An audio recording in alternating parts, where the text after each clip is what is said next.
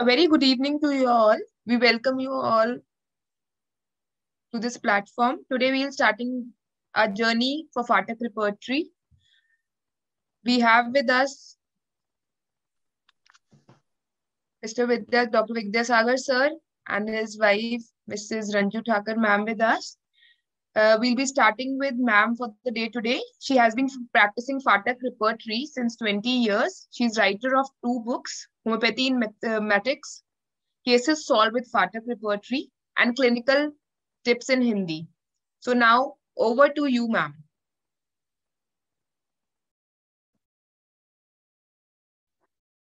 First of all, welcome all the delegates. आप सभी doctors का इस पाठक रेपर्टरी ग्रुप में स्वागत है। तो आज हम ये एक नया ग्रुप शुरू करने जा रहे हैं जिसमें हम पाठक रेपर्टरी और बोरिक रेपर्टरी के रिगार्डिंग स्टडी करेंगे। तो ये रेपर्टरी की स्टडी करने से पहले मैं आप लोगों से कुछ डिस्कस करना चाहती हूँ। एक चिकित्सक के पास, एक डॉक्टर के पास कोई भी रोगी क्यों आता है, क्या उम्मीद लेके आता है? वो नेचुरल सी बात है कि वो स्वास्थ्य लाभ के लिए ही आता है। उसको अपने स्वास्थ्य की चिंता होती है, उसकी रक्षा के लिए वो आपके पास और अपने रोग को ठीक करवाने के लिए ही एक चिकित्सक के पास पहुंचता है। तो किसी भी रोगी की रोग का निदान करने के लिए, उसको स्वास्थ्य प्रदान करने के लिए जो मेन सूत्र हैं वो 4 सूत्र होते हैं। वैसे तो हमारी जो होम्योपैथी है ये अंग्रेजों के शासनकाल से चल रही है, लेकिन इसका जो इतना विकास है वो उस टाइम पे नहीं हुआ, लेकिन धीरे धीरे अब आज की डेट में तो ये बहुत ज्यादा आगे बढ़ गई है। तो जब हम किसी भी रोगी को रोग उन्मुक्त करना होता है तो उसको ठीक करने के लिए 4 सूत्र बताए गए हैं। सबसे पहला सूत्र जो है वो है योग्य चिकित्सक का होना।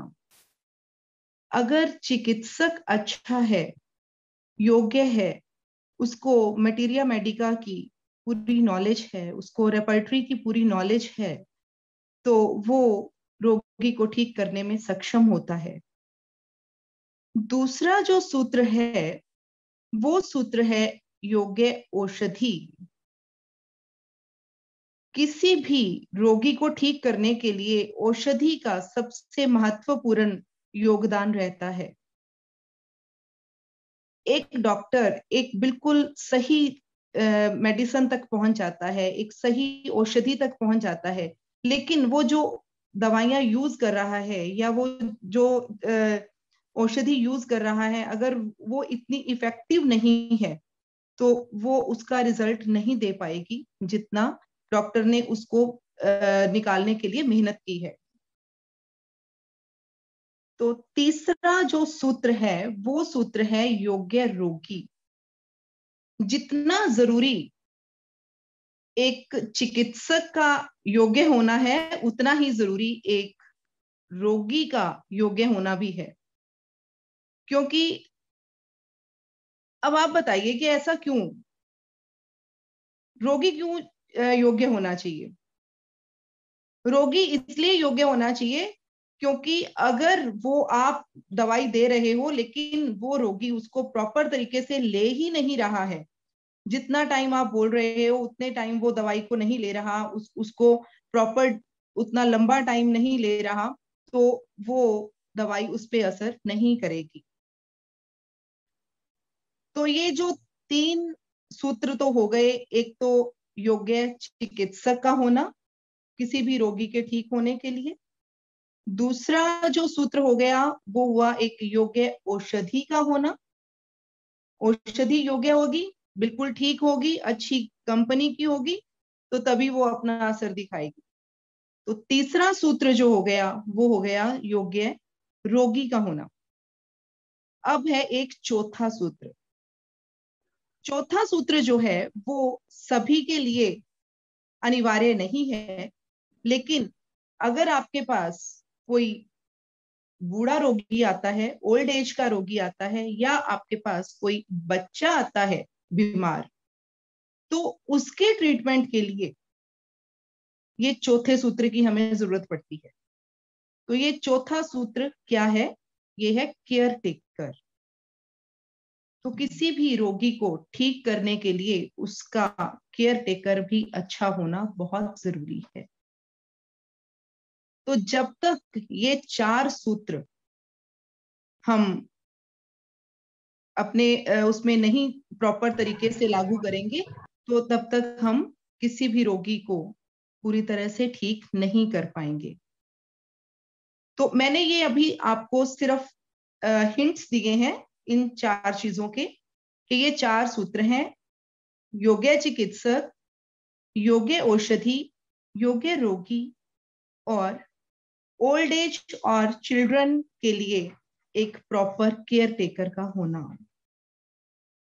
अब इन चीजों को और भी ज्यादा इलेबोरेट करके आपको डॉक्टर विद्यासागर अभी बताएंगे।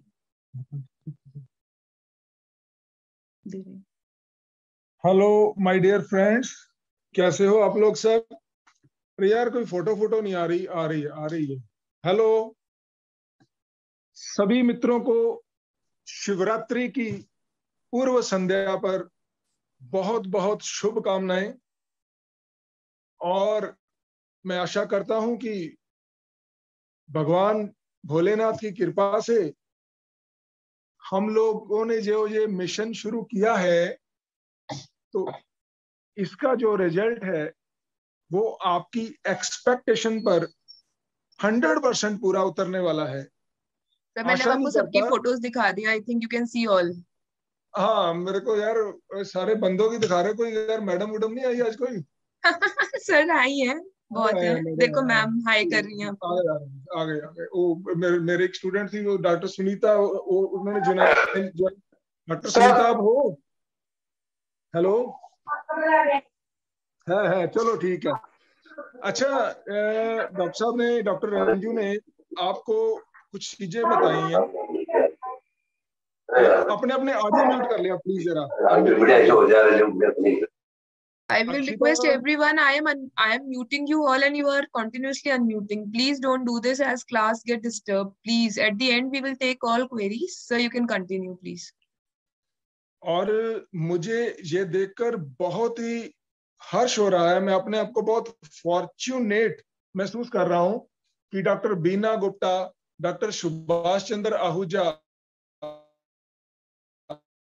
डॉक्टर मनीष सबरवाल, ये मेरे सीनियर और मेरे रिस्पेक्टेड डॉक्टर्स इस मीट में जिनको मैं देख रहा हूं, और भी मेरे सीनियर डॉक्टर होंगे। तो डॉक्टर साहब प्लीज ब्लेस मी, मुझे आशीर्वाद दीजिए कि मैं जो करवाना चाहता हूं, वो कन्वे करवाना चाहता हूं, वो सक्सेसफुली करवा पाऊंगा आपको। तो मैं आज ये कोर्स जब शुरू कर रहा हूं शिवरात्रि की पूर्व संध्या पर भगवान भोलेनाथ की कृपा से, तो आपको 4 चीजें सबसे पहले याद रखनी है। रिपर्टरी तो हम सीखेंगे, रिपर्टरी को हम सीखेंगे, लेकिन पहले आपने 4 सूत्र याद रखने हैं। और ये जो 4 सूत्र हैं, ये मैं रोज आपसे पूछूंगा, जिस दिन भूल गए फिर मत बोलना। किसी भी रोगी को ठीक करने के लिए हमें 4 सूत्र बेसिकली ध्यान रखने चाहिए। पहला सूत्र डॉक्टर रंजू ने बताया है योग्य चिकित्सक, दूसरा सूत्र बताया है योग्य औषधि, तीसरा सूत्र बताया है योग्य रोगी, और चौथा केयर टेकर। चौथे में थोड़ा ऐड कर लें, केयर टेकर में थोड़ा सा ऐड कर लें, वो है योग्य लेबोरेटरी। अरे यार, लैब की रिपोर्ट सही आएगी तभी तो आप को पता चलेगा ना कि आपका पेशेंट ठीक है या नहीं है। अगर रिपोर्ट ही गलत आ गई तो हम लोगों को डिपेंड करना पड़ता है। तो ये जो 4 सूत्र हैं, योग्य चिकित्सक क्या है? हमारे माननीय डॉक्टर हैनेमन ने चिकित्सक के कुछ गुण ऑर्गेनन में लिखे हैं, तो मैं उस पर ज्यादा नहीं जाऊंगा। जो नहीं लिखे हैं गुण, जो हमारे भारतीय चिकित्सकों ने, हमारे महर्षियों ने चिकित्सक के जो गुण हमें लिखाए हैं, उन गुणों में कुछ गुण मैं आपको बताता हूं जो चिकित्सक में होने चाहिए, जो ऑर्गेनन में नहीं दिए हैं। ठीक है, ऑर्गेनन में इसलिए नहीं दिए क्योंकि ऑर्गेनन जो है वो पश्चिम की परंपरा है, वहां से आई है। हमारी जो भारतीय चिकित्सा पद्धति है, हमने भी चिकित्सक के गुणों को पढ़ा है, जाना है। तो चिकित्सक का पहला गुण,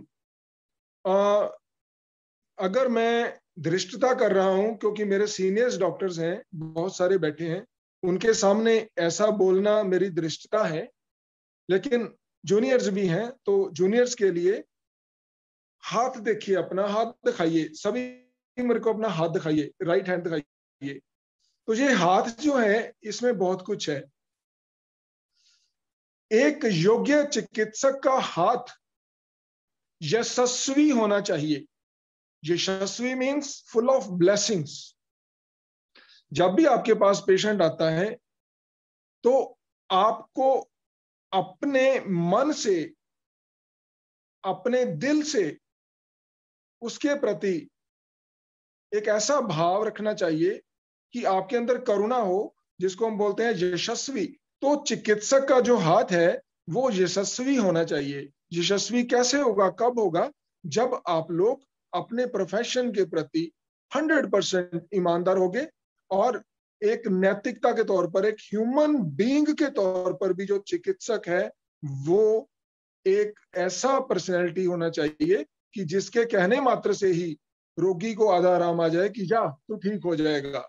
देखा ना आपने, मेरे टीचर हैं डॉक्टर एक NC चटर्जी हैं, हमने उनसे सीखा है बहुत कुछ। तो मैंने आगे भी आपको बताया था, केस आया उनके पास ल्यूकोडर्मा का। अरे 5 साल हो गई सर मैं दवाई खाते हुए, मुझे आराम ही नहीं आ रहा। और मैंने अपने घर वालों को बोला, मुझे डॉक्टर चटर्जी के पास ले जाओ, मुझे वहीं से आराम आएगा। और आज ये ले आए हैं और मुझे पता है मुझे आराम आ जाएगा। और डॉक्टर चटर्जी ने कहा, जा बेटा ये ले दवाई और तू ठीक हो जाएगी। एंड आपको ये जानकर हैरानी होगी कि सर ने दिया ही कुछ नहीं, प्लेसिबो, ओनली स्वीट पिल्स। और उसके रिजल्ट जब हमने देखे तो वो वाकई में वो केस जो था वो ठीक हुआ था। तो चिकित्सक एक जो है उसके अंदर जो गुण है वो हमारे अंदर होने चाहिए। एक यशस्वी चिकित्सक होना चाहिए। और चिकित्सक को मटीरिया मेडिका की और रेपर्टरी की नॉलेज होनी चाहिए। आज का हमारा ये जो ग्रुप है, ये एक अच्छे चिकित्सक के संबंध में आगे जो 2 पार्ट्स हैं वो है मटीरिया मेडिका और रेपर्टरी। तो हमारा आज का जो टॉपिक है वो है रेपर्टरी। मेरे देखे रेपर्टरी का मतलब है पाठक की रेपर्टरी। तो जब भी मैं इस कोर्स में रेपर्टरी की बात करूंगा, अनलेस एंड अनटिल मैं कोई नाम ना लूं किसी रेपर्टरी का, तो आप लोग उस रेपर्टरी को पाठक की रेपर्टरी ही कंसिडर करना, क्योंकि मेरे लिए और कोई रेपर्टरी है ही नहीं है। 99% मैंने पाठक यूज की है, 1% मैंने बोरिक की यूज की है। तो वो 1% भी मैं आपको करवाऊंगा, पहले हम 99% की बात कर लें। तो एक चिकित्सक को ठीक करने के लिए, हमें किसी को ठीक करने के लिए 4 हमने चीजों का लिखा है: योग्य चिकित्सक, योग्य औषधि, योग्य रोगी, और लास्ट में जो उसका केयर टेकर, और उसके साथ आपने ऐड कर ली लेबोरेटरी। ये 4 चीजें अगर आपके पास हैं तो क्या होगा, ये हम अब डिस्कस करेंगे। यहां तक अगर किसी को कोई पूछना है तो वो नोट कर लें, बाद में हम इसको डिस्कस करेंगे। चलें आगे अब। Yes sir. चलो, बीच बीच में ऐसे मीठी सी आवाज आती रहे तो मेरा हौसला बढ़ा रहता है। हाँ सर, आती रहेगी। ठीक है, तो हम अब बात करते हैं रेपर्टरी की। तो रेपर्टरी का मीनिंग है यह रेपर्टरी। अब ये रेपर्टरी ही क्यों?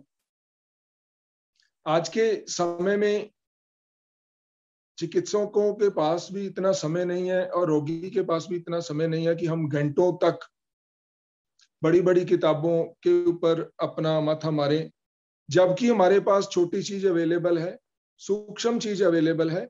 और याद रखें, जो छोटी और सूक्ष्म चीजें होती हैं वो स्थूल चीजों से कहीं ज्यादा कारागर होती हैं। ये आप लोग को पता है कि होम्योपैथिक दवाई जो स्थूल पोटेंसी में है, जो स्थूल अवस्था में है, तब इफेक्टिव नहीं होती, जब वो पोटेंटाइज हो जाती है, सूक्ष्म अवस्था में आ जाती है, तो वो ज्यादा इफेक्टिव होती है। तो हमारी रिपर्टरी भी जो है ये एक सूक्ष्म रिपर्टरी है, तो इसलिए मैं छोटी रिपर्टरी का इस्तेमाल करता हूं।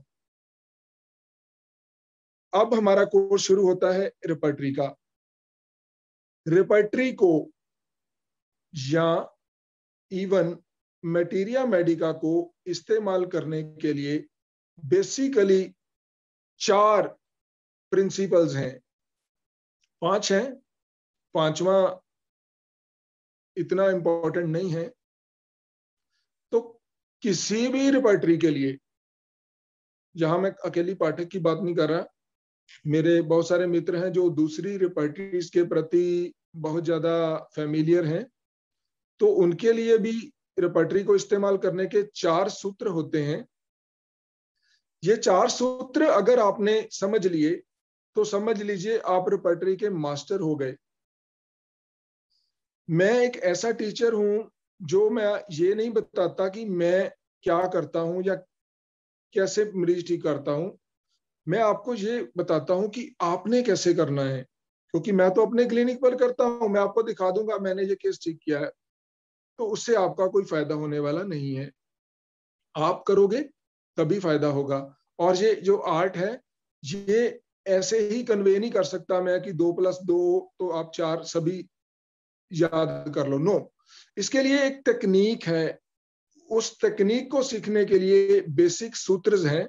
तो पहला सूत्र नंबर 1, किसी भी रिपर्टरी को इस्तेमाल करने के लिए 4 सूत्र कौन कौन से हैं?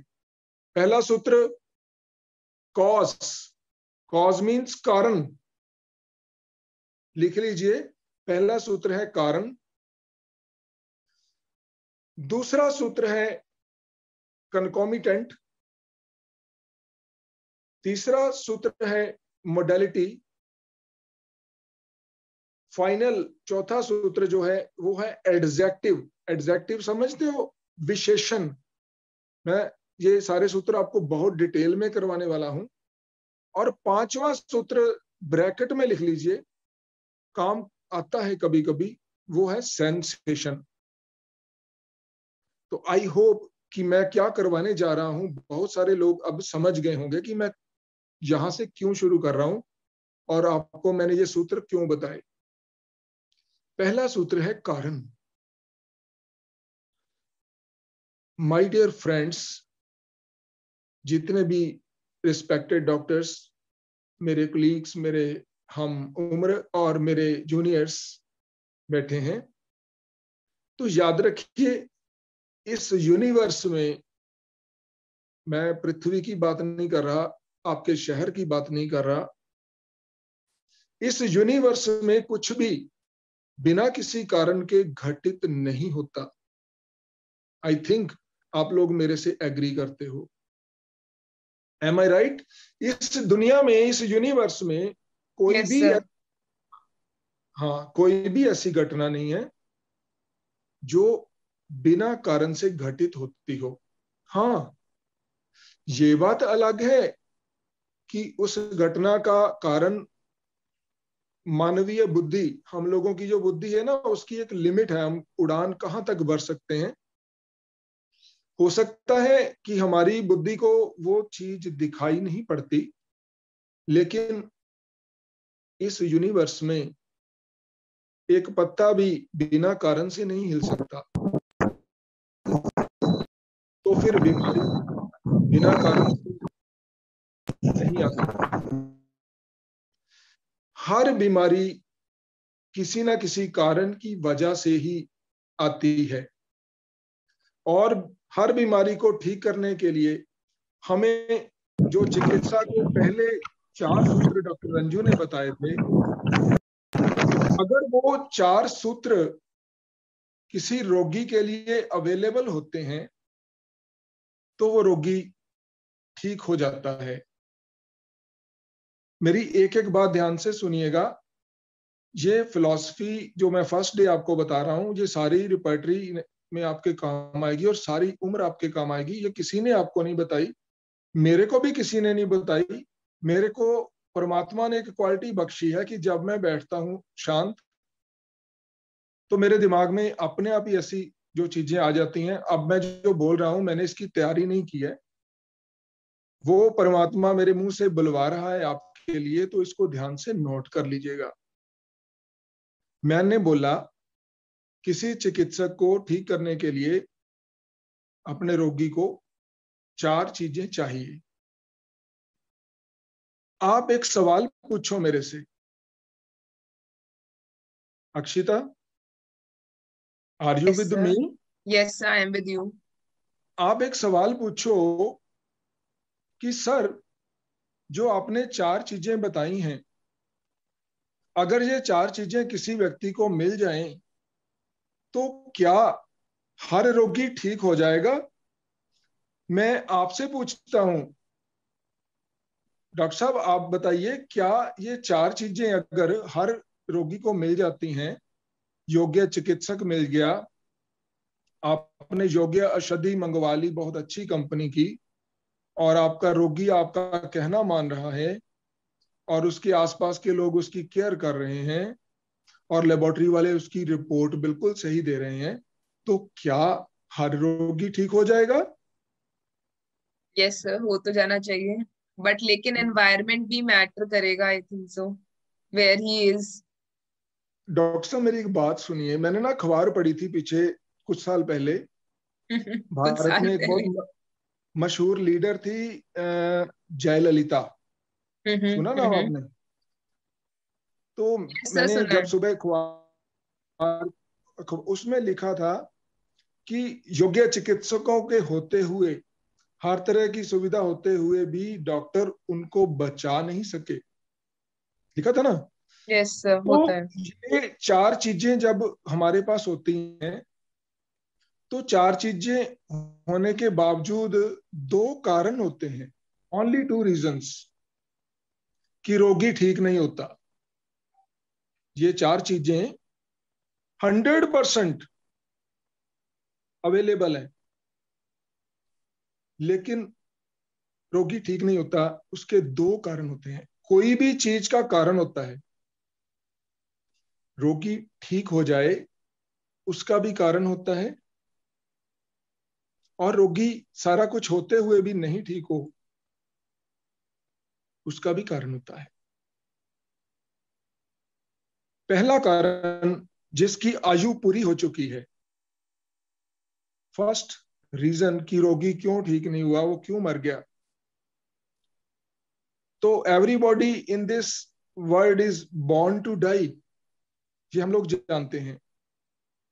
तो जिसकी आयु पूरी हो चुकी है, उसके लिए ये 4 सूत्र, ये 4 चीजें खत्म है, वो पेशेंट जाने वाला है। दूसरा क्या कारण है? पैथोलॉजिकल। अरे यार, मॉडर्न को भी बीच में मत लाओ, ओके। मेरी बात सुनो। दूसरा क्या कारण है? कुछ पेशेंट रोग, अब मेरी बात फॉलो करोगे? जो मैं बात कर रहा हूं ना, ये थोड़ी सी स्पिरिचुअलिटी की तरफ, भारतीय चिकित्सा पद्धति से हम लोगों ने सीखी है। जिसकी आयु पूरी हो चुकी है वो जाने वाला है। दूसरा कारण है हमारे कर्मास। हमारे कर्मास, हम जो करते हैं, जो कर चुके हैं, पूर्व जन्म के कर्म भी लगा लो। हो सकता है आप लोग मेरे से एग्री ना हो, लेकिन जब तक मैं पूरा लेक्चर ना दूं, आप कोई भी ओपिनियन मत बनाना। हमारे कर्मास एक बहुत बड़ी ऑब्स्टेकल है हमारी रिकवरी में, हमारे क्योर होने में। तो ये 4 चीजें अवेलेबल होने के बावजूद भी जब रोगी ठीक नहीं होता, तो उसके ये 2 कारण होते हैं, रोगी के कर्मास या उसकी आयु पूरी हो चुकी हो। मैंने एक बुक लिखी, बड़े लोगों के पास वो बुक है। उस बुक का नाम है माई एक्सपीरियंसेस विद स्मॉल रिपर्टरीज। उस बुक में मैंने एक बात मेंशन की है कि कई रोगी ऐसे होते हैं जो ठीक होना ही नहीं चाहते, या प्रकृति यूनिवर्स, आप परमात्मा बोल दो उसको या प्रकृति बोल दो, या प्रकृति नहीं चाहती कि वो ठीक हो। ऐसे लोग क्या करते हैं, मैंने देखा है, मैं बेस्ट औषधि देता हूं और उनको फर्क भी होता है, वो आके बोलते हैं डॉक्टर साहब आपकी दवाई मुझे सूट नहीं कर रही, मुझे गर्मी हो गई आपकी दवाई से, मैंने छोड़ दी। अरे यार, दवाई से गर्मी हो गई, सूट नहीं कर रही, और बड़े बड़े रोग गिना देते हैं, जब से आपकी दवाई शुरू की तब से तो ये हो गया, वो हो गया, ये हो गया। तो इट मीन्स कि वो रोगी ठीक नहीं होना चाहता या प्रकृति उसे ठीक नहीं करना चाहती। लेकिन मेरे प्रिय मित्रों, यहां पर भी होम्योपैथी ने हमें औषधि दी है, हायोसाइमस की ये स्टेट है कि रोगी वहम कर जाता है दवाई का। हायोसाइमस मैंने अपने पास ही रखी हुई है। हायोसाइमस, बाकी डिस्पेंसरी जो मेरी अलग है, दवाई वहां से बन के आती है सभी मरीजों की। हायोसाइमस मेरे पास रखी होती है, क्योंकि जहां वहम होता है पेशेंट को, तो हमारे पास वहां तक की भी औषधि है। होम्योपैथी प्रकृति से भी टकराने की क्षमता रखती है कि ये रोगी ठीक नहीं होना चाहता, ये वहम कर रहा है, ये आपकी दवाई पर शक कर रहा है। बहुत अच्छी औषधि दी है, फिर भी हम उसको इस मौके पर एक डोज हायोसाइमस की देते हैं। तो आगे रुब्रिक आएगा रेपर्टरी में, आगे एक रुब्रिक आएगा जिस रुब्रिक में लिखा है कि रोगी अपनी हर बीमारी के लिए दूसरे को ब्लेम करता है, हर बीमारी के लिए दूसरे को, दूसरी चीज को ब्लेम करता है। ये हायोसाइमस है। ये साथ साथ ना मटीरिया मेडिका भी चलेगा। मटीरिया मेडिका मेरा फेवरेट सब्जेक्ट है, इवन रेपर्टरी से ज्यादा। तो आप लोगों को मैं मटीरिया मेडिका की बहुत सारी टिप्स दूंगा बीच बीच में, जो आपके काम आएंगी। हायोसाइमस का रोगी दूसरे पर शक करता है, और इससे विपरीत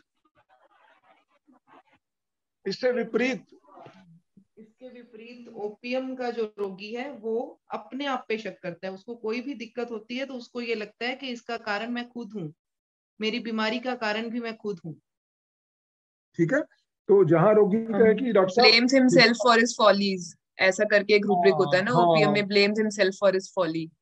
यस यस यस यस। तो ओपीएम हर बीमारी के लिए, हर कंडीशन के लिए, बीमारी के लिए नहीं, वो अपने जीवन में होने वाली प्रत्येक नकारात्मक अवस्था के लिए अपने आप को ही दोषी मानता है। और हायोसाइमस का जो पेशेंट है वो दूसरे को ब्लेम करता है। तो ये हम रेपर्टरी के सूत्र पर वापस आते हैं कि रोगी को आराम कब नहीं आता। चिकित्सा के चारों सूत्र, चारों जो अंग हैं, इनको हम अंग बोलते हैं। चिकित्सा के 4 अंग हैं, तो 4 अंग मौजूद रहने पर भी रोगी मर जाता है, रोगी को आराम नहीं आता। तो मैं बता रहा था कि उसका जो कारण है वो पूर्व कर्म, इस जन्म के कर्म और पेशेंट की आयु का पूरा हो जाना होता है। यहां तक आपको समझ लग गई, ठीक है। 4 अंग भी आपको चिकित्सा के पता लग गए। लेकिन ये बात पक्की है कि अगर ये 4 अंग जो आपके पास मौजूद हैं चिकित्सा के, ये चारों चीजें, तो जितने भी क्योरेबल डिजीजेस हैं, जितने भी सादे रोग हैं, वो सब ठीक हो जाएंगे। मैं अपने स्टूडेंट्स को बहुत देर से 2014 में मैंने टीचिंग शुरू की थी ऑनलाइन। तो मैं शुरू से ही अपने स्टूडेंट्स को ये बोलता रहा हूं कि आप लोग ना इनक्योरेबल केस की तरफ ध्यान कम दो, आप लोग क्योरेबल केस की तरफ ध्यान ज्यादा दो। क्योंकि जो डॉक्टर एक सिंपल जुकाम, बुखार, खांसी, ब्रोंकाइटिस का केस इजीली ठीक नहीं कर सकता ना, तो वो बड़े रोगों की जब बात करता है तो वो जचती नहीं है। आपके पास कोई बड़ा बीमारी आ जाए, आप बोलेगा हम ये ठीक कर देंगे। अक्सर होम्योपैथ्स में ये थोड़ी प्रॉब्लम है, हम बड़ी बीमारियों की बात बहुत करते हैं, लेकिन जब छोटी बीमारी का केस आता है ना, तो फिर प्रॉब्लम आती है। तो पहले अगर आप 24 घंटों में बुखार नहीं उतार सकते, अगर आप 4 घंटे में ब्रोंकाइटिस को रिलीफ नहीं दे सकते, तो फिर आगे की बात आप मत कीजिएगा। तो क्योरेबल डिजीजेस को हमने उठाना है पहले रेपर्टरी में से, वहां पर ज्यादा फोकस करना है। तो इनक्योरेबल को तो प्रकृति भी सपोर्ट नहीं करती, ठीक है। मैं ये नहीं कहता कि उनको आपने छोड़ना है, उसकी टेक्निक मैं आपको बताऊंगा, क्रॉनिक में क्या करना है, एक्यूट में क्या करना है, ये मैं आपको टेक्निक बताऊंगा रेपर्टरी की पूरी। आप जुड़े रहिए पूरे 15 लेक्चर्स। तो हम लोग अब आते हैं, 4 अंग आपने चिकित्सा के लिख लिए हैं, और अब आपने 4 सूत्र भी लिख लिए। कॉज, अक्षिता बताओ कौन कौन से 4 सूत्र हैं रेपर्टरी मटीरिया मेडिका को इस्तेमाल करने के लिए, जल्दी बताओ। Cause, concomitant, modality and adjective। और पांचवा हमारा सेंसेशन। ठीक है। अब सारी रेपर्टरी इन्हीं 5 चीजों के ऊपर चलेगी। हमारी रेपर्टरी कॉज से भरी पड़ी है। हमारी जो पाठक की रेपर्टरी है इसमें बहुत सारी कॉजेस हैं। पाठक की रेपर्टरी में 1100 से ज्यादा कंकॉमिटेंट सिम्टम है, 1100 से ज्यादा कंकॉमिटेंट सिम्टम्स हैं।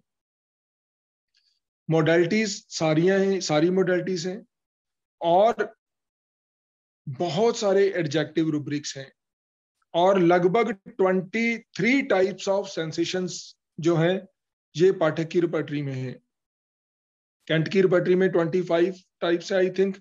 कंप्लीट रेपर्टरी में more than 35 types of approximately sensations हैं।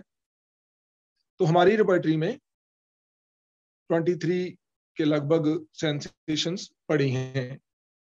तो अब कॉज पर हम आते हैं। कॉज का क्या रोल होता है और कॉज को हमने कैसे कंसिडर करना है।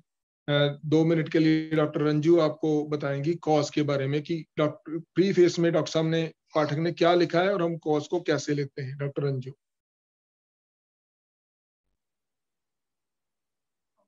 कोई भी जो बीमारी है, हमें जो भी प्रॉब्लम्स होती हैं उनके पीछे कोई ना कोई कारण रहता है। तो जब तक हमने जब भी रेपर्टरी को यूज करना है, तो डॉक्टर पाठक ने बताया है कि अगर आपको कॉज मिल रहा है तो आप उसको कभी भी मत छोड़िएगा। जब भी आप केस टेकिंग करते हो तो उसमें अगर आपको कॉज मिल रहा है तो उसको आप अपना प्राइमरी रूब्रिक रख के चलें। तो अगर कॉज नहीं मिलता फिर उसके बाद आगे प्रोसीड करें। लेकिन सबसे पहले जो है, अगर आपको कहीं भी कोई भी कॉज, चाहे वो उसके इमोशन से रिलेटेड हो, उसकी फिजिकल प्रॉब्लम से रिलेटेड हो, किसी भी चीज से रिलेटेड कोई भी आपको कॉज मिलता है तो वो कॉज आपका प्राइमरी रूब्रिक रहना चाहिए। थोड़ा फास्ट हो गया, डॉक्टर साहब ने एक अक्षर यूज कर दिया, प्राइमरी रूब्रिक। तो वहां पर आते हैं। सबसे पहले डॉक्टर पाठक ने लिखा है, in every case try to find the evident cause of the sickness. तो एविडेंट अक्षर याद रखना है, कॉज को जबरदस्ती इंक्लूड नहीं करना। मैं आपको भी केस के माध्यम से भी बताता हूं कहाँ फेलर होती है।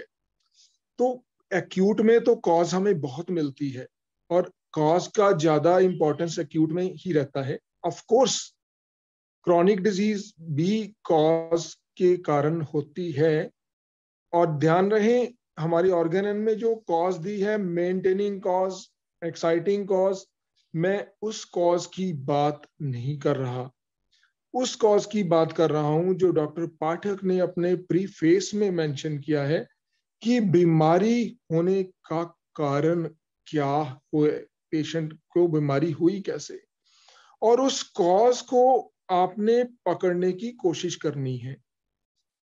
डॉक्टर साहब, मैंने आपको बताया कि हर चीज कॉज के कारण ही होती है, और दुनिया में कोई भी बीमारी ऐसी नहीं है जो बिना कारण के होती है, ये तो पक्का है।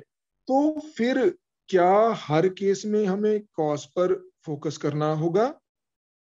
डॉक्टर अक्षिता, मैंने आपको बोला कि दुनिया में कॉज के बिना कुछ नहीं होता, और बीमारी भी कॉज के बिना नहीं होती। तो क्या हर केस में हमें कॉज को कंसीडर करना होगा? Sir, if available we should take, नहीं है तब तो फिर अलग बात हो गई। मैंने ये भी बात बोली है कि नहीं तो मतलब ही नहीं है कारण। आज जो हम ग्रुप कर रहे हैं ये भी बिना कारण से नहीं है, इसका भी कॉज है, मल्टीपल कॉज है। देन यस, मैंने आपको ये बोला है कि ह्यूमन माइंड, हमारी मानवीय बुद्धि कॉज को पकड़ने के लिए किस हद तक सक्षम है, उस हद तक हमें कॉज को पकड़ना है। अब मैंने तो आपको यही बोला कि हमारे शास्त्रों में लिखा है कि जो ल्यूकोड्रमा होता है, ल्यूकोड्रमा जिसको फलवहरी बोलते हैं, वो पूर्व जन्म कृत के कारण होता है, लिखा हुआ है शास्त्रों में। तो ये कॉज है, तो ये तो हमारी बुद्धि के परे है यार, इससे हमें क्या लेना देना। हमारी रिपोर्टरी में तो ऐसा कुछ रूब्रिक ही नहीं है। You follow my point. जो कॉज एविडेंट है, डॉक्टर पाठक ने लिखा है एविडेंट कॉज, पक्का 100% डॉक्टर साहब विद एविडेंस, उसको हमने कंसिडर करना है। समझ गए कॉज। अब मैं आपको एक केस, छोटा सा केस है, मैं बीच बीच में केस की सहायता लूंगा ताकि हम लोग आगे जो करेंगे तो आपको रूब्रिक्स भी कैसे हम यूज करते हैं पता चले। तो आर यू विद मी? यार सीरियस नहीं होना यार, यार थोड़ा यस सा सर। आवाज, थोड़े आवाज आवाज तो इन लोगों की करो यार, कोई हास्य मजाक करो तो वो करते हैं डॉक्टर यस साहब। सर। Yes sir. मैं कुछ Doctor sir, very nice. We are really enjoying it. Very good. Doctor Prajakta Lunawat, और डॉक्टर साहब कैसे हो? बढ़िया। बढ़िया हूँ sir. Zakir Ahmed Siddiqui, hello doctor साहब, अस्सलाम वालेकुम, ऐसा ही बोलते हैं ना? चलो मेरे सर पास एक ना मिनट, ये अमीनुल हुसैन ये कुछ बोलना चाहते हैं। यू कैन, पता यस नहीं, श्योर श्योर श्योर, पता नहीं है, अब अनम्यूट नहीं कर रहे हैं सर। You can continue. चलो मेरे पास लगभग 60 ईयर ओल्ड एक मैन अपनी दवाई लेने के लिए आए थे।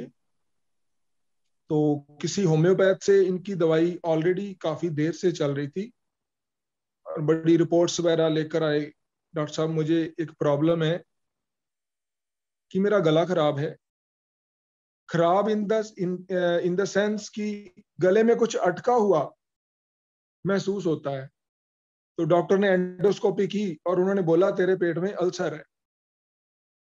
तो अटका तो यहाँ महसूस होता है, अल्सर डॉक्टर ने वहां बता दिया। अल्सर की ट्रीटमेंट शुरू कर दी, क्योंकि एलोपैथ्स हैं, उनको गले में कुछ अटका हुआ है, उसको कोई दिखाई नहीं देता, तो जो दिखाई नहीं देता उनको वो मानते नहीं है।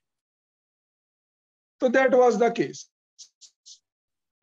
तो हम लोगों की जो केस टेकिंग टेक्निक है ना, वो सिंपल है। हमारे सामने जितनी चीज परोसी जाती है ना, पेशेंट जो बोलता है हम ज्यादा नहीं जाते। मैंने उनको पूछा कि ये तकलीफ आपको कब से है और कैसे शुरू हुई, ठीक है, क्योंकि हमने कॉज तो देखनी है ना। तो कैसे है, कब से शुरू हुई? तो वो एक पल के लिए चुप हो गया। डॉक्टर साहब, उसने बोला कि 2020 में फरवरी में उसकी वाइफ की डेथ हो गई। तो उसके बाद कोरोना इत्यादि शुरू हो गया।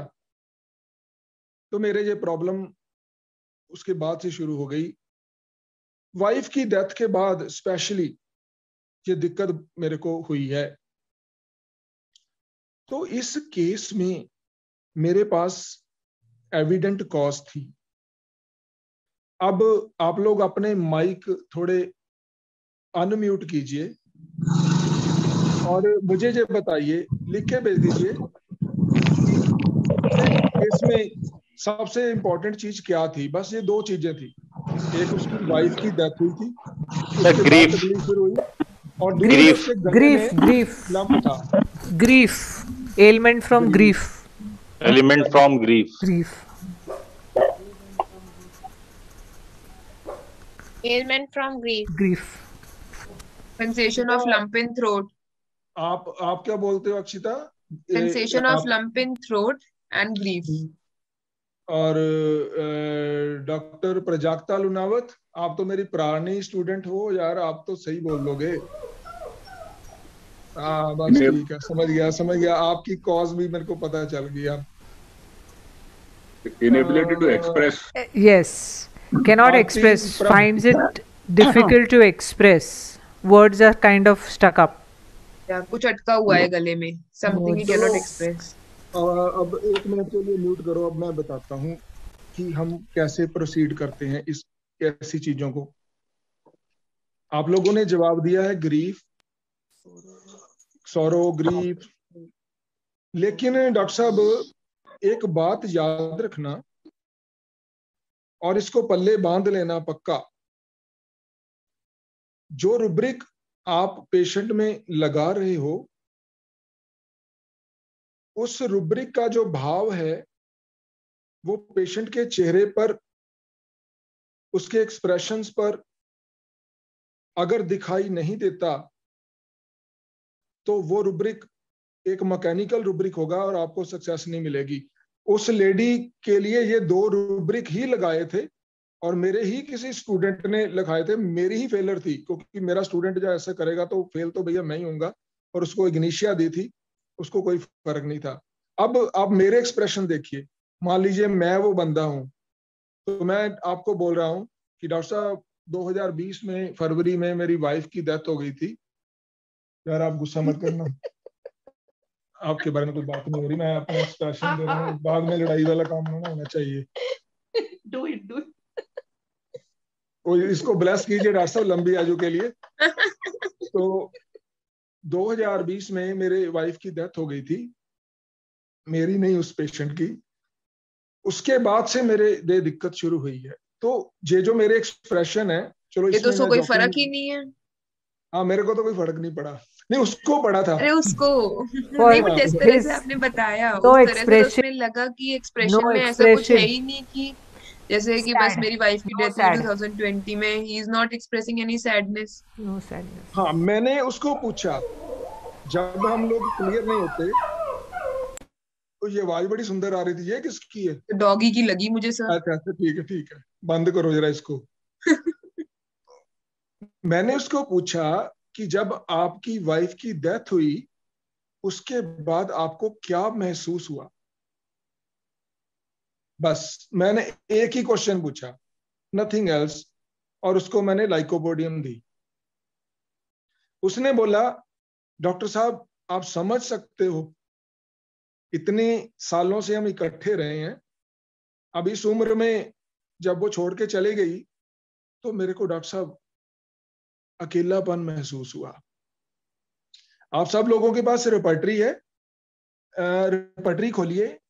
रेपर्टरी में एक रुब्रिक है, anybody can tell me the rubric? Unmute कीजिए थोड़ा सा, देखिए कोई रुब्रिक बताता है। आप लोग भी चैट में लिख दीजिए कौन सा रुब्रिक है। वो उसको मिस कर रहा है अपनी वाइफ को।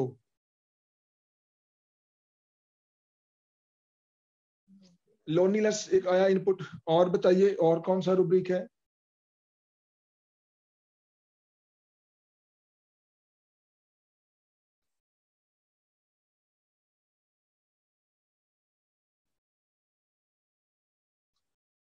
मैं आपको स्क्रीन दिखाता हूं अपनी पाठक की रेपर्टरी की, शायद आपको दिखाई दे। रुब्रिक दिखाई, रीडेबल है, देखना इधर। नो सर, आप पेज सर नंबर पेज हाँ सर पेज नंबर बता दीजिए। सर नहीं समझ में आ रहा है सर, आप पेज नंबर बताइए। जो मेरे पास एडिशन है, नया एडिशन रेपर्टरी का, उसमें पेज नंबर है 310। इसमें पी फॉर पैरेट वाले सीरीज चल रही है रुब्रिक की। यस सर, हमारे पास भी 310 पे पैरेट वाली सीरीज है। रुब्रिक क्या है सर? ये पेज चेक करके बता दीजिए कौन सा रुब्रिक होगा। प्लेसेंटा। प्लेसेंटा रुब्रिक होगा?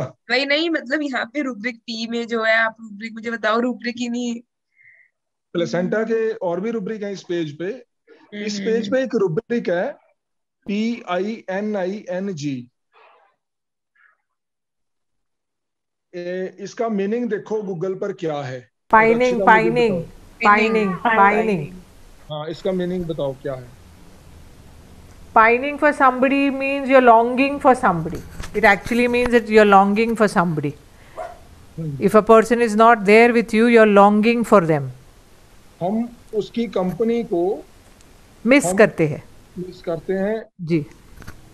तो this was the appropriate rubric. ये कॉज है. ये रूब्रिक जो है ये कॉज है, ये कारण है. प्लीज इस रूब्रिक को इलैबोरेट करना एक बार. पाइनिंग मतलब कैसे, थोड़ा सा और. मेरे पास एक लेडी आई. उसका हमारे पंजाब में ना एक रिवाज है आजकल, सब कुछ होते हुए भी ना अपने बच्चों को बाहर भेज देते हैं कनाडा. यस सर, बहुत लोग हैं, है ना. तो इस लेडी ने अपने 18-19 साल का लड़का, अकेला अकेला लड़का फैमिली का, और पढ़ाई में भी अच्छा, उसको कनाडा भेज दिया. उसको कनाडा भेजने के बाद से परेशान हो गई. ये तो सोच रहे थे हम. हाँ हाँ, बोलिए बोलिए. तो वो आपस में बातें कर रहे हैं, आप प्लीज कंटिन्यू सर. उस बेटे को कनाडा भेजने के बाद ये मेरे पास आई अपने माइग्रेन के इलाज के लिए. तो मैंने इसको पूछा कि तेरे को क्या बॉदर करता है, तेरे को क्या परेशानी है. कहती डॉक्टर साहब अपने फूलों जैसा बच्चा, अपने जिगर का टुकड़ा, और उसकी आंखों में आंसू थे. डॉक्टर साहब वो मैंने बाहर भेज दिया, वो मैंने बाहर भेज दिया. तो उसके बाद से मैंने कहा आप फील क्या करती हो, क्या होता है? तो घर में जब त्योहार होता है, अरे आप उसकी छोड़िए, मेरी बात सुनिए, पेशेंट को छोड़िए. मैंने भी ये मिस्टेक की, मैंने भी अपने बेटे को कनाडा भेज दिया. पंजाब में सब है तो हम भी बीच में ही है ना. अब मैंने बुला लिया वापस, अब उसकी BHMS में एडमिशन होने वाली है. तो मैंने उसको कनाडा भेज दिया. वो लड़का दिसंबर में कनाडा गया, और जनवरी में हमारे पंजाब में सबसे पहला त्योहार होता है साल का, वो होता है लोहड़ी का. सर्दी होती है ना, तो पंजाब में एक लोहड़ी फेस्टिवल होता है. लकड़ियां इकट्ठी करते हैं, जलाते हैं, सारे परिवार वाले बैठते हैं. तो आप लोग मानकर चलिए, जब बेटे के बाहर जाने के बाद फर्स्ट लोहड़ी का त्योहार आया, तो उसको याद करके आज भी आप मैडम की शक्ल देख सकते हो कि ये अब हंस रही है. वैसे अब हंस रही है, तब इसकी जो हालत थी ना, तो लकड़ियां आगे, तो वो बेटा लकड़ियां लाता था 50-50 किलो, उस दिन 5 किलो भी लकड़ी नहीं आई. तो उस त्योहार को अब मेरे को आगे बताने की जरूरत नहीं है आप लोगों को. आई थिंक आप मेरा पॉइंट समझ गए. Yes sir, it's basically because of broken heart, no, you mean to say broken heart. Broken heart is something else. Pining होता है जब हाँ. आप longing. Yeah, that's why I said longing and missing a person. Yes. Yes. इसको सीधा याद रखो, किसी को मिस करना, किसी आपके कोई आपसे दूर चला जाए. Correct. जो दूर चला जाता है वो घर को मिस करता है, तो वो होम सिकनेस होती है. Correct. जिसका जाता है घर से, वहां की जो स्थिति है घर में बैठे हुए की, वो पाइनिंग होती है. मतलब हम अगर मिस कर रहे हैं किसी को, तो हमारी स्थिति पाइनिंग हुई. जो गया है वो अगर सिक हो जाता है तो वो होम सिकनेस हुई. हाँ यस, वो होम सिकनेस हुई. पाइनिंग भी हो सकता है यदि वो पर्टिकुलर बंदे को मिस कर रहा है, लेकिन अगर वो अपने घर को मिस कर रहा है, अपने देश को मिस कर रहा है, अपनी भूमि को मिस कर रहा है, तो वो डेफिनेटली होम सिकनेस होगी. लेकिन हम उसके प्रति जो उसको मिस कर रहे हैं, तो वो पाइनिंग होगी, क्योंकि हमारी वो होम सिक नहीं है, हम तो अपने घर में बैठे हैं. तो इस तरह से हम ये दोनों रूब्रिक्स को डिफरेंशिएट कर लेते हैं, याद रख लेते हैं. तो ग्रीफ का यहाँ कुछ लेना देना नहीं है. ग्रीफ क्या होती है, जब हम ग्रीफ करेंगे तो मैं आपको वो भी बता देता हूँ. तो ग्रीफ की बात चली है, तो थोड़ा सा मैं आपको बताता हूँ कि ग्रीफ भी हम लोग कैसे गलत इस्तेमाल करते हैं. तो अगर मैं बीच में आपको केस बताता रहूं तो क्या कोई प्रॉब्लम तो नहीं है, क्योंकि इसमें ये होगा कि आप बोलेंगे कि सर सिलेबस जो है वो स्लो हो रहा है, लेकिन मेरा पर्पस जो है वो आप तक वो पॉइंट कन्वी कराना है, वो नब्ज जो आपने पकड़नी है. तो मैं आगे रूब्रिक आगे चले जाए. एक केस मेरे दिमाग में अभी आ रहा है, ग्रीफ कहाँ फेलियर होती है. चलो आस्था पाल, आपने बोला no sir please tell the case. एक केस मैं सुन रहा था, ये मेरा केस नहीं है, अभी कल परसों ही रंजू ने ना किसी डॉक्टर का जूम पे कहाँ पे था वो डॉक्टर किसी ग्रुप में उन्होंने केस बताया कि एक लेडी जिसको बहुत सारी मल्टीपल प्रॉब्लम्स थी, वो दवाई लेने के लिए आई, तो उसने अपनी हिस्ट्री बताई कि जब उसकी शादी हुई तो उसका घरवाला किसी और के अफेयर में पड़ गया, तो उसी के चक्कर में इसको छोड़कर चला गया। इसको बहुत दुख हुआ, बहुत दुख हुआ। और ये जब केस दे रही थी तो उसकी शक्ल से दुख झलक रहा था। उसके बाद घरवाला छोड़ के चला गया, किसी ने इसकी बात नहीं पूछी। बहुत इंटरेस्टिंग केस था, किसी ने बात नहीं पूछी। अपने बेस पर टाइम निकाला, एक लड़का पैदा हुआ, लड़के को पढ़ाया लिखाया, और ग्रीफ थ्रू आउट लाइफ रही, किसी ने साथ नहीं दिया।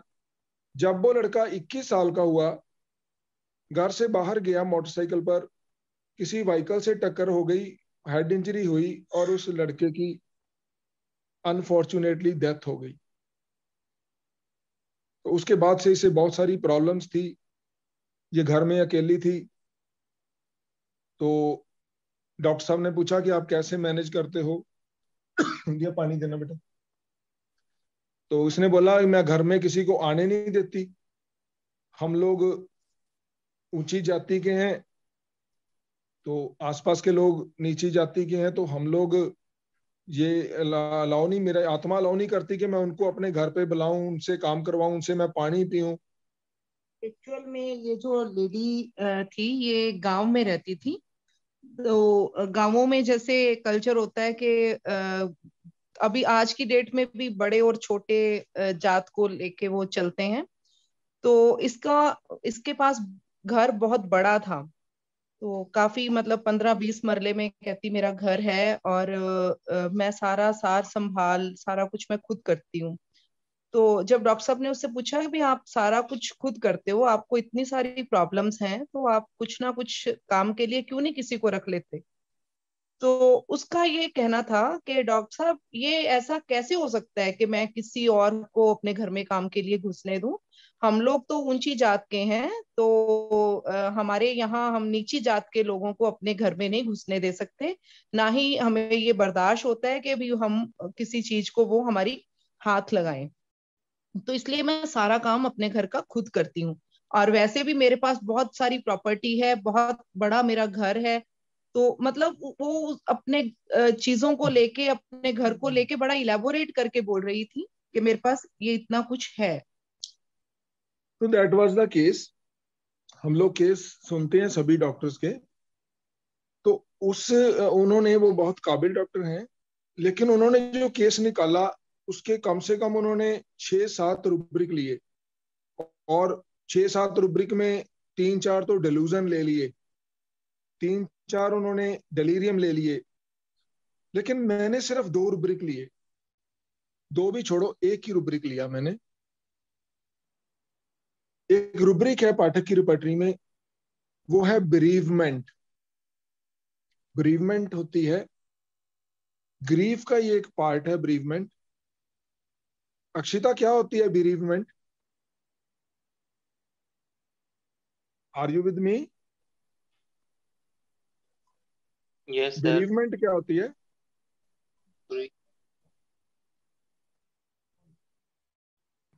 When somebody passes away, then you are bereaved. So that is what bereaved is. That somebody is passed away. So it is more deeper than grief, ना? More deeper than grief होता है ये। जैसे grief की और बिल्कुल deep sense of grief होती है basically। डॉक्टर आस्था, आप बताइए।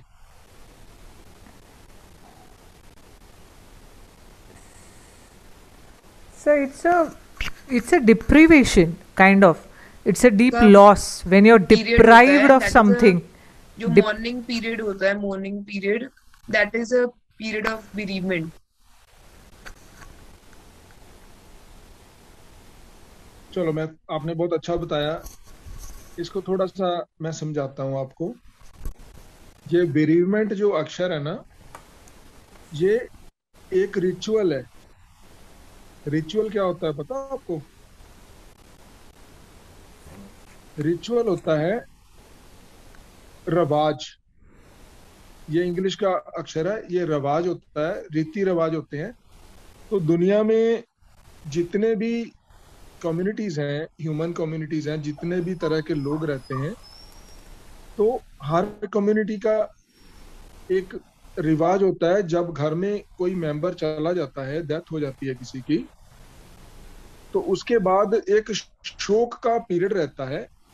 जैसे हिंदुओं में 13 दिन का शोक होता है, उस 13 दिन में कुछ नहीं किया जाता, तो उस पीरियड को बेरीव्ड पीरियड कहते हैं। मतलब कि उस रिचुअल को, उस रिवाज के मुताबिक वो जो गम है, वो जो हमारा चला गया क्लोज वन, उसके प्रति जो हमारा गम है, उसको हम चाहते हुए या ना चाहते हुए महसूस करते हैं। कई बार कोई ओल्ड एज का चला जाता है तो इतने गम वाली बात होती भी नहीं है, लेकिन हमें रिवाजवश सोसाइटी के लिए उस 13 दिन के लिए हमें वो सारा कुछ मैनेज करना पड़ता है। तो बेसिकली तो ये एक ऐसा पीरियड होता है जब किसी के जाने के बाद हम ग्रीफ में रहते हैं। ध्यान से सुनिए, शोक में रहते। किसी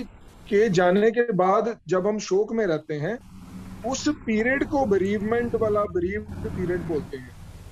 अब होता क्या है, हमारी होम्योपैथी में ये अक्षर कैसे आ गया? जब हम शोक में जाते हैं 13 दिन के लिए या 5 दिन के लिए या 4 दिन के लिए, अपनी अपनी रिवाज के अनुसार, अब मान लीजिए 13 दिन के लिए कोई शोक में गया, अब 13 दिन बाद वो ग्रीफ खत्म होनी चाहिए, लेकिन 14वें दिन या 15वें दिन एक और गया, दूसरी डेथ हो गई, आसपास हो गई, तो वो ग्रीफ का पीरियड अगेन शुरू हो गया। अब वो निकला तो तीसरी अगेन फिर घटना हो गई। तो that is why ambra grisea लिखी है डॉक्टर पाठक ने। बेरीवमेंट में अम्ब्रा ग्रेसिया और प्लेटिना 2 दवाइयां हैं। तो अगर आप डॉक्टर पाठक प्लेटिना का तो फील आया था जब मैम बोल रही थी ना कि हाथ नहीं लगाने दो, कि आई एम, मतलब जिस तरह से वो बोल रही थी, हॉटीनेस झलक रही थी उसमें। एम्ब्रा का नहीं, तो ये वो अम्ब्रा नहीं है, वो प्लेटिना थी। तो अम्ब्रा ग्रेसिया में डॉक्टर पाठक ने लिखा है कि फैमिली में एक के बाद एक जब डेथ होती रहती है, तो वो व्यक्ति ग्रीफ को क्या बोला था आपने? शोक से निकल ही नहीं पाता। जब भी कोई व्यक्ति अपने जीवन में ताउम्र शोक में ही रहता है, ग्रीफ तो एक अवस्था होती है, इतनी अवस्था है 13-14 दिन की ग्रीफ है, उसके बाद इंसान निकल जाता है। लेकिन तकलीफ शुरू होती है तो एलिमेंट्स तो हम लेते हैं कि तब से है, लेकिन भैया वो आज भी है, आपके सामने बैठा है, और उसे आज भी लगता है कि मेरे परिवार में उस व्यक्ति की डेथ हुई थी, उसके बाद से मेरे को परेशानी है, और वो आज भी उतना ही सैड है, आज भी वो रोटी नहीं खाता। या आपने सुना कि कहते हैं कि डॉक्टर साहब जब इसकी घर में किसी की डेथ हुई तो ये रोया नहीं, ये ऐसे ही हो गया बिल्कुल, और तब से ये ऐसे ही है। तो वो स्टक हो गया। बेरीवमेंट जो ग्रीफ थी वो परमानेंट हो गई। तो bereavement is a grief that is permanent. Bereavement is a type of grief that is permanent, जिसमें व्यक्ति एक उसमें निकल ही नहीं पाता। तो उस लेडी का जो केस था, पहले हस्बैंड गया, छोड़ गया, फिर घर वालों ने सारा खराब कर दिया, उसका कोई साथ नहीं दिया, बहुत मुश्किल से अभी उस ग्रीफ से निकलने वाली थी, उस रिचुअल से। कहने का मतलब कि वो जस्ट लाइक 13 दिन वो पूरे होने वाले थे, तो 14वें दिन में उसका बेटा भी चलता गया। तो उस चीज से वो निकली नहीं, और उसका जो एटीट्यूड था दूसरे को नीचा देखना, वो प्लेटिना थी। तो हमने प्लेटिना निकाली सिर्फ एक रूब्रिक से, तो डॉक्टर साहब ने भी प्लेटिना निकाली, लेकिन उनका तरीका थोड़ा लंबा हो गया। डिलूजन डेलीरियम तो वो मुझे पता नहीं, मैंने कभी डिलूजन यूज ही नहीं किया अपनी लाइफ में। तो इस तरह से जब हम कोई भी रूब्रिक उठाते हैं तो रूब्रिक जो है वो पेशेंट के भीतर आपको दिखाई पड़ना चाहिए, उसके जो एक्सप्रेशंस है पेशेंट के, उसके चेहरे पर वो दिखाई पड़ने चाहिए। कहते हैं ना कि फियर, तो फटाफट डॉक्टर रूब्रिक लेते हैं फियर। तो अरे भैया, आपके पेशेंट के चेहरे पर फियर दिखाई भी पड़ना चाहिए। फ्राइटेंड अगर वो है तो फ्राइटेंड उसके एक्सप्रेशन होने चाहिए, ठीक है। यहाँ तक आपने मेरे को सुना है, लगभग 1 घंटा हो गया हमें शुरू किए हुए। तो यहाँ तक आपका कोई क्वेश्चन है जो मैंने बातें कही है उसमें से कोई डाउट है आपको? फिर एक ने पूछा लॉन्गिंग डिजायर कैसे हम डिफरेंशिएट करेंगे। बेटा क्वेश्चन आपने वही पूछना है जो इस रेपर्टरी में है, क्योंकि मेरे को दूजी का पता नहीं है। सर ये रेपर्टरी में भी सर लॉन्गिंग करके रूब्रिक है, लेकिन उसको देखते हैं तो फिर क्रॉस रेफरेंस में क्रेविंग्स आ जाती है। डॉक्टर साहब ऐसा है, जो चीज हम जिस टाइम पे स्टडी कर रहे हैं ना, अगर हम उससे रिलेटेड क्वेश्चंस करेंगे तो मेरे ख्याल में हमें ज्यादा बेनिफिट रहेगा। वैसे तो हम सारे के सारे रूब्रिक्स मेन तो करेंगे ही, लेकिन इस टाइम हम जो पढ़ रहे हैं उससे रिलेटेड आप क्वेश्चंस पूछिए तो वो आपको भी बेनिफिट रहेगा और बाकियों को भी अच्छा लगेगा। लॉन्गिंग किस पेज पर है बताइए जरा। लॉन्गिंग किस पेज पे है आप बताइए।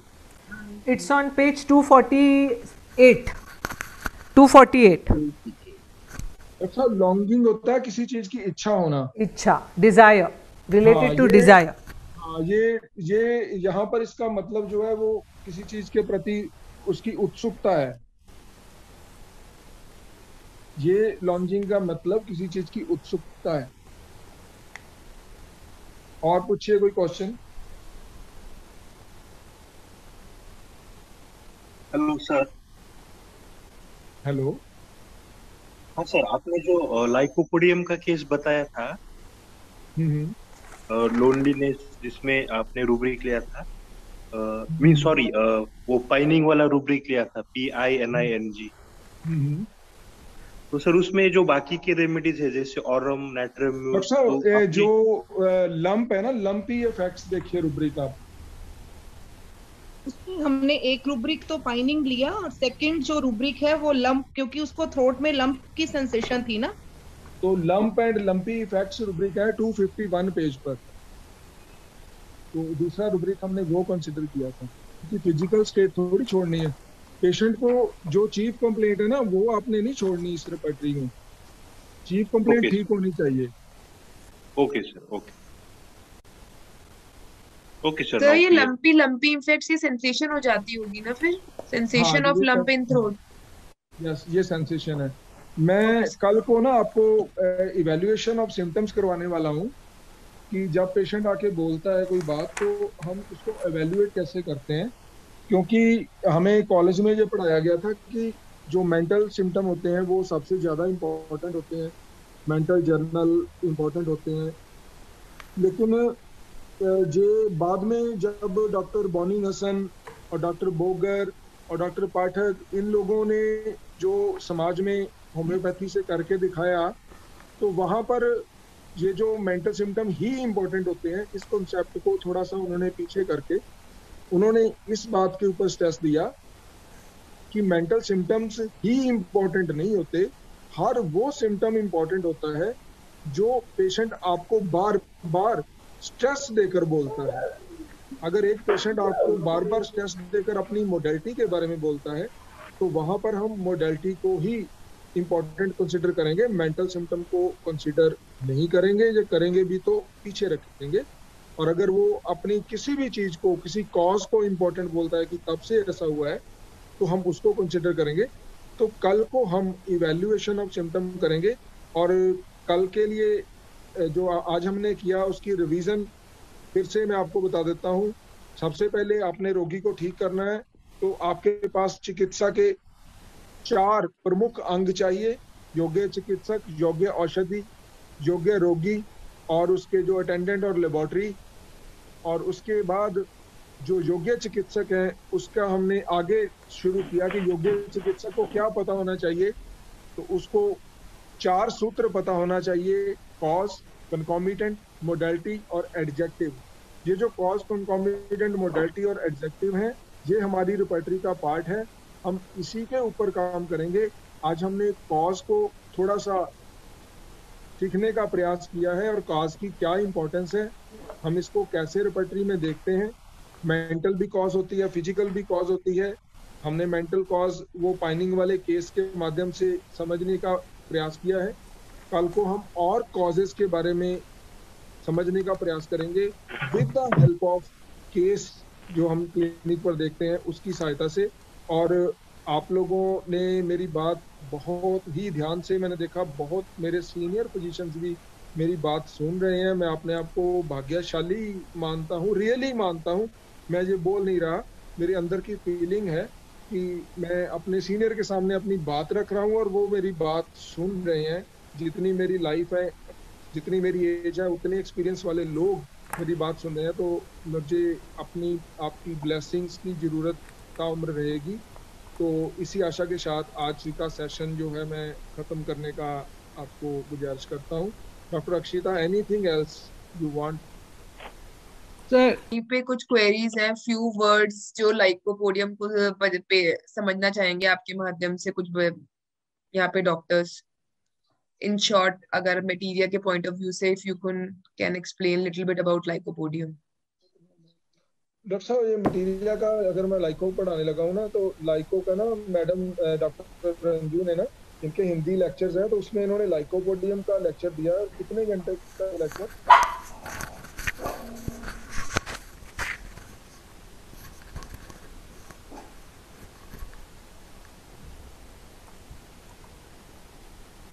बहुत लंबी चीज है ये। अगर मैं आपको लाइको समझाने लग गया कि क्यों फाइनिंग लाइको में आया कैसे। बैठ के आना उजला तो है ना, और नया भी कर देते हैं। सर, यू हैव टेकन, आपको पता है कि हमारी होम्योपैथी का जो मटीरिया मेडिका है, इस मटीरिया मेडिका में सबसे ज्यादा पुराना प्लांट कौन सा है? सबसे ज्यादा पुराना जो हम प्लांट्स यूज करते हैं अपने होम्योपैथी में, उसमें सबसे ज्यादा प्लांट पुराना कौन सा है? बताइए, पता है किसी को? लाइकोपोडियम ही है सर, लाइकोपोडियम ही है शायद। ये किसने बोला? सुनीता। हाँ, डॉक्टर सुनीता ने बोला। डॉक्टर साहब, आपने तो रंजू का लेक्चर सुना हुआ है ना। ये चीटिंग है, ये नहीं भाई, ऐसे नहीं चलेंगे। तो जब कोई सबसे पुरानी चीज है और इवोल्यूशन में बहुत सारी चीजें खत्म हो गई। लाइकोपोडियम जब धरती पर पैदा हुआ था, ये आप अगर किसी ने देखा हो, हमने तो बीएससी में पढ़े हैं, छोटा सा प्लांट होता है, माइक्रोस्कोप से देखना पड़ता है। लाइकोपोडियम जब पैदा हुआ था, उसके साथ बहुत सारे अनेक प्लांट्स पैदा हुए थे, लेकिन करोड़ों सालों में उन प्लांट्स का नामो निशान भी खत्म हो गया। सिर्फ लाइकोपोडियम ही सरवाइव किया। तो जब कोई व्यक्ति अपने सारे जो उसके रिलेशनशिप्स हैं, जो उसके साथ वाले बंदे हैं, दोस्त हैं, उन सबको छोड़ के खुद सरवाइव कर जाता है, तो उनको मिस करना तो भावी अपने जो बाकी चीजें हैं जो छोड़ चुका है उसको वो मिस करता है। और लाइकोपोडियम ने सरवाइव क्यों किया? करोड़ों सालों में हजारों प्लांट्स जो लाइकोपोडियम के साथ पैदा हुए थे वो खत्म हो गए। सिर्फ लाइकोपोडियम ने सरवाइव क्यों किया? उसका रीजन ये था कि लाइकोपोडियम उसने यस और लाइकोपोडियम का पेशेंट भी ऐसे ही करता है, वो गंगा जाए गंगादास और यमुना जाए यमुनादास। तो इसीलिए उसने अपने आप को सरवाइव कर लिया, क्योंकि वो सारों के साथ, हर चीज के साथ एडजस्ट कर लेता था। तो जब हम मटीरिया मेडिका पढ़ते हैं, लॉजिकली पढ़ोगे ना, तो आपको रट्टा लगाने की जरूरत नहीं पड़ेगी। रेपर्टरी भी लॉजिकली पढ़ोगे, आपको रट्टा लगाने की जरूरत नहीं पड़ेगी। और ना ही मैं इसके फेवर में हूं कि आप कोई, मैं आपको एक कविता दे दूं और आप रोज को रट को आ जाओ। नो, मैं आपको सिर्फ सूत्र दूंगा, मैं आपको प्रिंसिपल्स दूंगा कि आपने ये 4 चीजें याद रखनी है। और उसके बाद मैं मानता हूं कि आप लोगों में से बहुत लोग ऐसे हैं जो मेरे से ज्यादा बढ़िया रेपर्टरी इस्तेमाल कर सकते हैं, क्योंकि मुझे अपने ड्रॉबैक्स पता है। मैं इतना कुछ जानते हुए भी इस रेपर्टरी को उतने बढ़िया तरीके से इस्तेमाल नहीं कर सकता। रंजू मेरे से ज्यादा बढ़िया इस्तेमाल कर लेती है, ये मेरा ड्रॉबैक है। आप लोग मेरे से ज्यादा अच्छा इस्तेमाल कर लोगे, ये मैं आपको प्रॉमिस करता हूँ, अगर आप 15 जो लेक्चर हैं इसके मेरे साथ जुड़े रहोगे तो। एनीथिंग सर, एक ने पूछा कि प्लेटिना के लिए आपने कौन सा रूब्रिक लिया? चलो ठीक है, हमें फील आ गई जैसे मुझे भी आई। तो प्लेटिना के लिए एक रूब्रिक तो आपको बता ही दिया, बेरीवमेंट लिया है, और सेकंड रूब्रिक जो लिया वो इंसोलेंट लिया। इंसोलेंट, हाँ, वो मतलब हॉटीनेस भी होता है ना मैम? हॉटीनेस सही समझा। या इगोइज्म नहीं था, हॉटी। मैं आपको बताऊंगा ईगो क्या होती है, हॉटीनेस क्या होती है। ये बहुत माइन्यूटली डिफरेंशिएटिंग पॉइंट है। इंसोलेंट को थोड़ा बता दो, इंसोलेंट को। यार इंसोलेंट तो मैं खुद ही कर रहा हूँ, अपने सीनियर्स के सामने लेक्चर देने की जो प्रयास कर रहा हूँ वो इंसोलेंट ही है।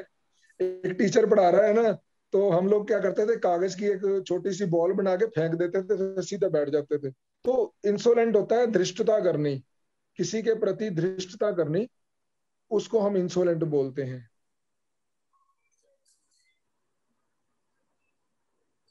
Doctor Subhash ji, hello. Doctor साहब का फोन। डॉक्टर साहब, आपको कैसा लगा जो मैं करा रहा हूँ? एम आई राइट? आप सही पटरी पर हूँ हम?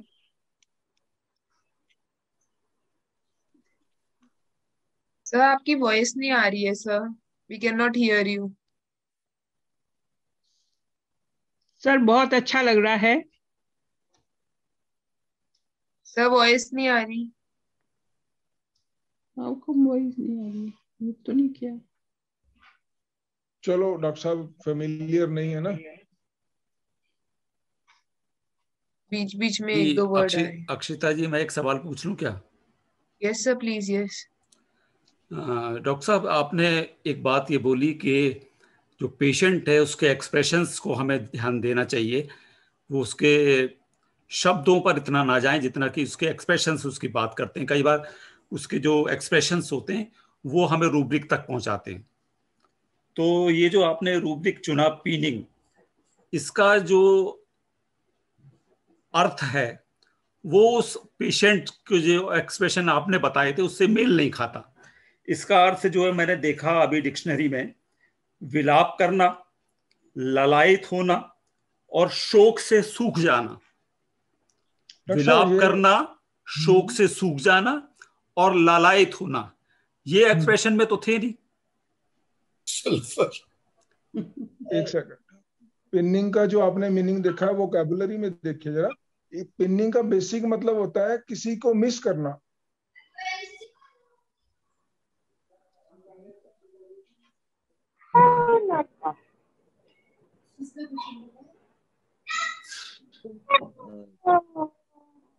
सर, हमें नहीं आपकी आवाज आ रही। सागर सर नहीं, इसमें जो पेशेंट ने बोला कि उसकी वाइफ के जाने के बाद वो जो महसूस करता है वो उसकी कमी को महसूस करता है, उस कमी की वजह से ही उसको प्रॉब्लम है। तो इसको हम इसी में ही कंसीडर करेंगे डॉक्टर साहब। एक्चुअली जो इंग्लिश के जो वर्ड है, इसकी जब हिंदी में ट्रांसलेशन होती है तो उसके जो बेसिक्स हैं, जो उसके भाव हैं, वो कई बार चेंज हो जाते हैं। तो इसको आप ध्यान से पढ़ेंगे तो इसका बेसिक मीनिंग ना वो यही है, किसी को मिस करना। जी जी, thank you.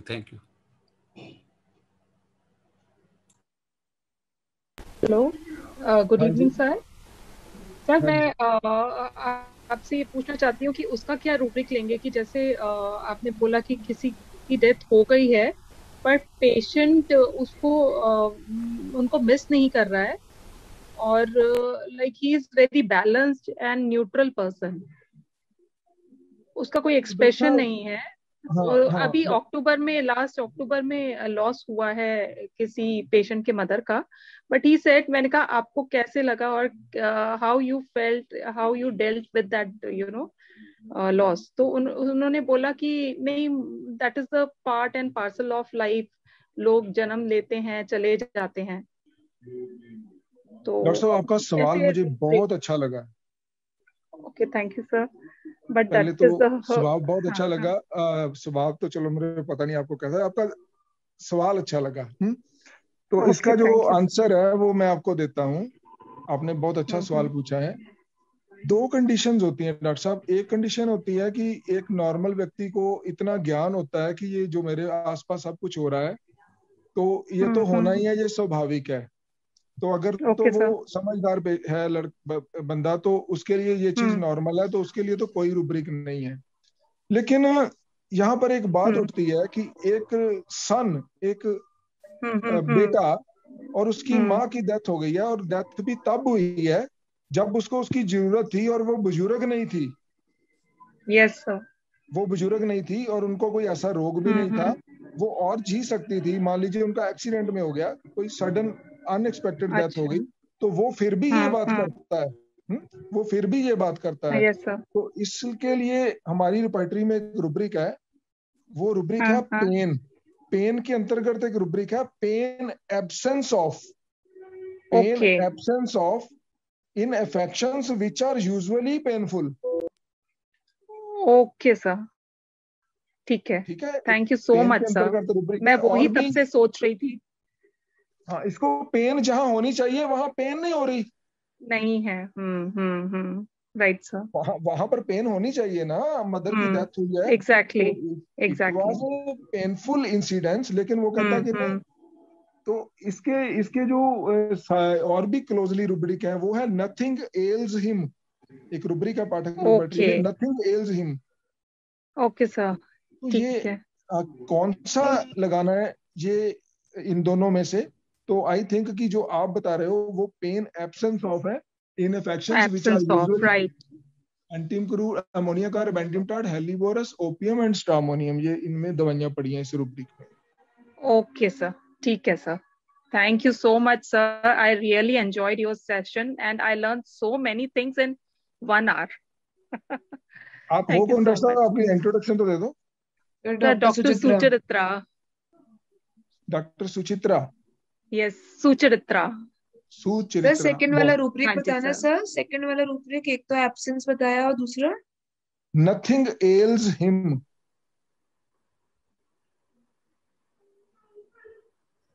Nothing else him, कोई भी चीज उसे अफेक्ट नहीं, कोई भी चीज उसे परेशान नहीं करती। ये सारे रूब्रिक्स डॉक्टर साहब मैं करवाऊंगा, आप टेंशन मत लो। ये पूरे के पूरे रूब्रिक्स जो हैं ये हम करवाएंगे। तो चले अब सर। एक लास्ट क्वेश्चन। हेलो। हाँ जी, हाँ जी, बोलिए sir. Abdomen changing about in करके रूब्रिक है, उसका मीनिंग क्या होता है? और जैसे आपने वो पाइनिंग वाला बताया, तो लाइक वो पढ़ने में आता है, पर उसकी गहराई में कैसे उतरे और उसको कैसे यूज करे प्रैक्टिस में रूब्रिक्स को? सभी करवाऊंगा डॉक्टर साहब, एक दिन में नहीं होगा। एब्डोमेन चेंजिंग अबाउट वीक करेंगे हम जब शुरू करेंगे ना ए से। एब्डोमेन ट्रांसवर्स अक्रॉस, वो भी रूब्रिक पढ़ा है, वो भी बड़ा इंपॉर्टेंट है। सर आप एक बार इसका स्ट्रक्चर और philosophical base of the Phatak repertory भी जरा बता देना ना सर। बताएंगे ना, अगर आप टाइम दोगे तभी तो बताएंगे। आज तो स्टार्टिंग है। आज मैंने कल हम करेंगे इसकी इवैल्यूएशन ऑफ सिम्पटम करेंगे। बेसिक्स जो मैंने चलेंगे ना। हाँ, आज मैंने आपको बताने का प्रयास किया है। फिलॉसफी है क्या है, रेपर्टरी की फिलॉसफी क्या है, हमने यूज कैसे करना है, क्या चीज हमने पेशेंट में ऑब्जर्व करनी है, एवैल्यूएशन ऑफ सिम्पटम क्या करने हैं, मेंटल कहाँ लेने हैं, फिजिकल कहाँ लेने हैं। तो हम कल फिर 9:30 बजे 5 मिनट पहले ही जुड़ जाना आप मेरे से, 5-10 मिनट पहले ही जुड़ जाना, हम अर्लियर स्टार्ट कर लेंगे।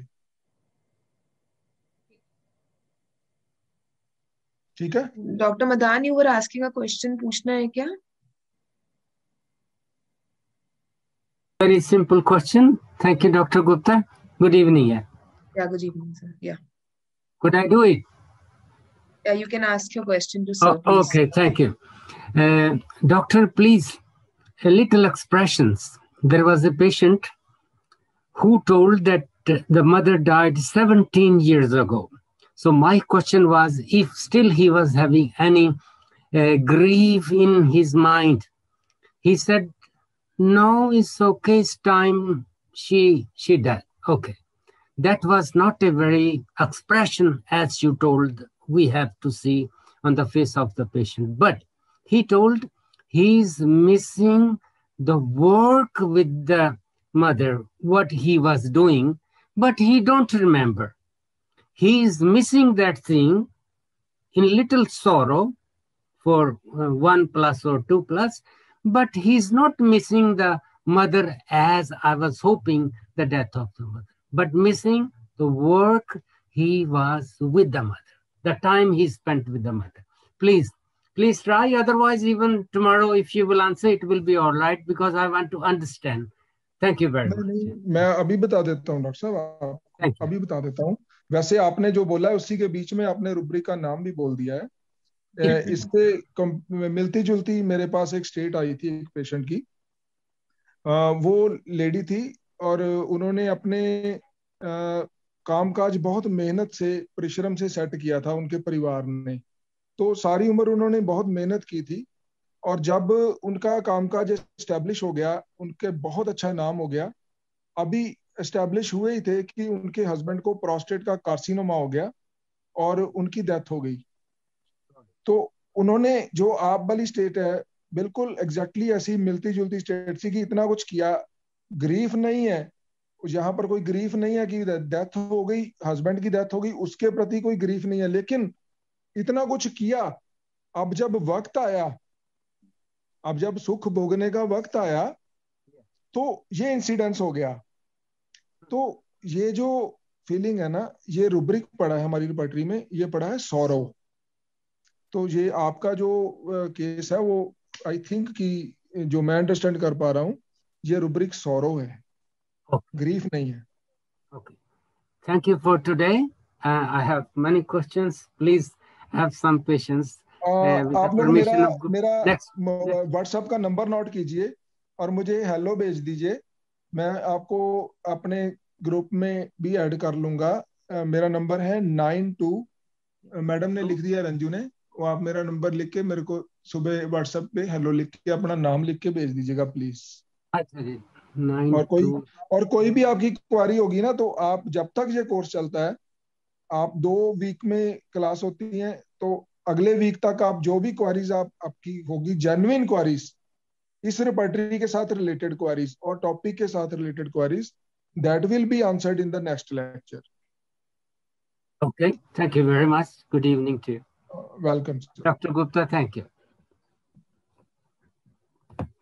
I think sir we should call for the day. कुछ queries होंगी तो हम कल ले लेंगे. Okay. बाकी anyone else want to ask sir? Sir आपको कुछ बताना है तो आप बता दीजिए. Anything? यार बहुत बता दिया अक्षिता. ठीक है सर, ठीक है. I think thank you ma'am and sir, and thank you all of you being here for the day. Thank you all. Have a great night. Good night, sir. Good night, everyone. Bye. Good night, everyone. Bye, ma'am. Thank you. Thank you.